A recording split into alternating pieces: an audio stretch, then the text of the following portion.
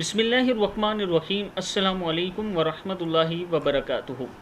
आबिद रजा channel की तरफ से आज मैं अपने दोस्तों को बहुत की प्यारी दुआ पढ़ना सिखाऊंगा। जब भी आप किसी मुश्किल में हो, किसी से ख़तरा हो, जान का ख़तरा हो, दुश्मनी का ख़तरा हो, या कोई तकलीफ़ या परेशानी हो, तो इस दुआ को आप कसरत से पढ़ना शुरू कर दें। आपका मसला हल हो जाएगा और अल्लाह ताला आपकी मदद फरमाएंगे।